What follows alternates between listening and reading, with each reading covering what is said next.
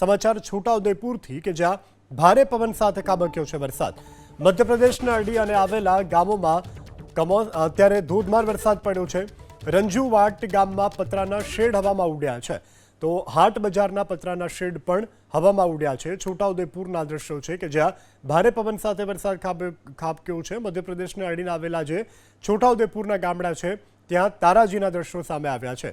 રજુવાંટ ગામ કે જ્યાં પતરાના શેડ હવામાં ઉડ્યા છે, તો હાટ બજારમાં પણ પતરાના શેડ ઉડી ગયા છે। તો છોટાઉદેપુરમાં ભારે પવન સાથે પડેલો વરસાદ કે જે કહેર બની ગયો છે। તો છોટાઉદેપુરમાં ભારે પવન સાથે વરસાદ જેને કારણે પાનવડ જતા રોડ ઉપર એક ઝાડ ધરાશાયી થયું છે, વીજ પોલ ધરાશાયી થયા છે। મિની વાવાઝોડા સાથે વરસાદ પણ વરસ્યો છે। તો છોટાઉદેપુરમાં આજે ભારે પવન સાથે પડેલા વરસાદે તારાજી સર્જી દીધી છે।